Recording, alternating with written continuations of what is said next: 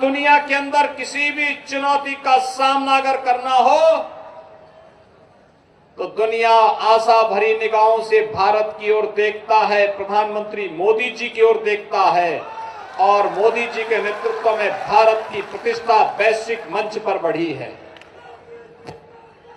भारत की प्रतिष्ठा बढ़ने का मतलब, भाइयों बहनों, भारत की प्रतिष्ठा बढ़ने का मतलब भारत की 135 करोड़ जनता का सम्मान बढ़ा है दुनिया के अंदर। अब भारत दुनिया के अंदर पिछलग्गू राष्ट्र नहीं है, नेतृत्वकर्ता के रूप में है, भारत नेतृत्वकर्ता के रूप में। और इसीलिए मैं आप सबका आह्वान करने के लिए आया हूं, एक तरफ वैश्विक मंच पर सम्मान तो दूसरी तरफ हिमाचल के वीर योद्धाओं के द्वारा सीमा की सुदृढ़ सुरक्षा की व्यवस्था में अपने आप को लगाना। और हम सब के लिए क्या सौभाग्य की बात है कि भाइयों बहनों, 1947 में जब ये देश 15 अगस्त के दिन आजाद हुआ था, तब कांग्रेस के स्वार्थी नेतृत्व के द्वारा भले ही हर घर में तिरंगा न पहनाया गया हो, लेकिन आजादी के 75 वर्ष पूरे होने पर प्रधानमंत्री जी ने हर घर में भारत के आन मान शान के प्रतीक तिरंगा को फहराने का कार्य किया है। भारत के उन अमर योद्धाओं के प्रति, राष्ट्र नायकों के प्रति जिन्होंने अपने आप को देश की स्वाधीनता के लिए समर्पित किया था, उनके लिए यह हमारी सबसे बड़ी श्रद्धांजलि है और उनके लिए हमारे सबसे बड़ा नमन है कि हम उनके प्रति तिरंगा लगा करके उनके सम्मान की और उनके गौरव की रक्षा करें। और भाइयों बहनों, यह भी सौभाग्य हमने देखा है, हमने ये भी देखा है, अब दुश्मन भारत की तरफ टेढ़ी निगाहों से नहीं देख सकता। आज भारत का दुश्मन टेढ़ी निगाहों से नहीं देख सकता। पहले कोई आतंकवाद थोपता था, कोई अलगाववादियों को प्रश्रय देता था, कोई नक्सलवाद को प्रेरित करता था। आज भारत की धरती पर आतंकवाद को प्रश्रय देने की बात तो दूर, अगर कोई अपनी भूमि पर भी भारत के खिलाफ षड्यंत्र करता है तो भारत का बहादुर जवान वहां घुस करके एयर स्ट्राइक और सर्जिकल स्ट्राइक के माध्यम से उसको जवाब भी देने का कार्य करता है। यह है नया भारत, जो किसी के सामने न डिगता है, न हटता है, न झुकता है। वह केवल और केवल अपने 135 करोड़ नागरिकों के हितों के लिए प्रधानमंत्री मोदी जी के नेतृत्व में पूरी ईमानदारी और प्रतिबद्धता के साथ कार्य कर रहा है। और भाइयों बहनों, विगत 5 वर्ष के अंदर हम सब ने हिमाचल प्रदेश को विकास की नई ऊंचाइयों को छूते हुए देखा है। लोकप्रिय मुख्यमंत्री ठाकुर जयराम जी के नेतृत्व में हिमाचल प्रदेश विकास की एक नई ऊंचाइयों को छू रहा है। और भाइयों बहनों, मैं आप सबसे ही कहने के लिए आया हूं, हमने भी कोरोना कालखंड देखा है। कोरोना में फ्री में वैक्सीन, फ्री में उपचार, फ्री में टेस्ट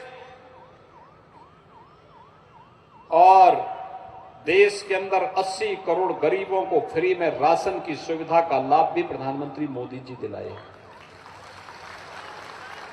ये डबल इंजन सरकार की ताकत है। जब एक जैसी सरकारें होती हैं उसका लाभ कितना होता है। वैक्सीन, जो अंतर्राष्ट्रीय बाजार में एक वैक्सीन 5,000 रुपये में भी नहीं मिल रहा था, वह फ्री में मिला। फ्री में राशन, संकट के समय सरकार आपके साथ खड़ी थी। मैं पूछना चाहता हूं,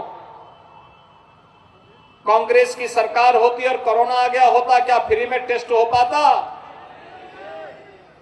क्या फ्री में उपचार मिल पाता? क्या फ्री में वैक्सीन मिल पाता? और क्या फ्री में राशन भी मिल पाता? भाइयों बहनों, कांग्रेस की सरकार होती तो टेस्ट का पैसा सब कांग्रेसी दलाल खा जाते हैं। आपने देखा होगा स्वर्गीय राजीव गांधी जी को कहना पड़ा था, गरीबों का उपचार नहीं होता, और जब भी महामारी इससे पहले आई है, बीमारी से तो लोग मरे ही मरे हैं, भूखमरी से उससे ज्यादा मौतें हुई। प्रधानमंत्री मोदी जी ने फ्री में राशन की सुविधा भी दे दी। संकट में जो आपका साथी है वही सच्चा साथी है। शेष तो भाइयों बहनों वह स्वार्थी है जो आपके संकट में खड़ा नहीं हो सकता। क्या दोनों भाई बहन कहीं थे क्या? कोरोना काल खंड में आए थे क्या आपके यहां? आएंगे भी नहीं। जब भी भारत पे संकट आता है तो उनको नानी याद आती है। तब हिमाचल, तब गरीब, तब किसान, नौजवान ये याद नहीं आते हैं। और भाइयों बहनों, यही मैं कहने के लिए आया हूं। मैं तो उत्तर प्रदेश से आया हूं ना। मैं पिछली बार मैंने कहा था ना कि यहां पर ट्रांसपोर्ट का बहुत अच्छा काम है। श्रद्धेय अटल बिहारी वाजपेयी जी के समय में भारतीय जनता पार्टी की प्रेम कुमार धूमल जी की सरकार ने फार्मा पार्क की स्थापना करके देश के हर मेडिसिन उद्योग को यहां पर लाने का काम किया था। यहां पर उद्योग फले पनपे हैं, आगे बढ़े हैं, और ट्रांसपोर्ट का काम यहां पर है। और मैंने तब कहा था यहां के ट्रांसपोर्टर को उत्तर प्रदेश में कोई समस्या नहीं आएगी, कोई समस्या नहीं आएगी। उत्तर प्रदेश में इस समय सचमुच रामराज है। 500 वर्षों के इंतजार के बाद भगवान राम का भव्य मंदिर निर्माण का काम चल रहा है। भव्य मंदिर का निर्माण क्या ये कांग्रेस करा पाती? और 5 वर्ष में, यानी पहले, उससे पहले जो भाजपा की सरकार के पहले 5 वर्ष थे, वहां 700 दंगे हुए थे। पिछले 5 साल में एक भी दंगा नहीं हुआ, एक भी दंगा नहीं हुआ। भाइयों बहनों, कोई सड़क पे गुंडागिर्दी नहीं कर सकता। बहन बेटियों की इज्जत के साथ कोई खिलवाड़ नहीं कर सकता।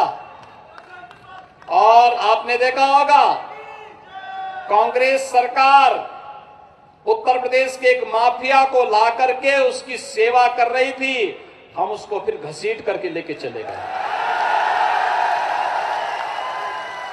हमने कहा अभी तो इसका हिसाब किताब बाकी है।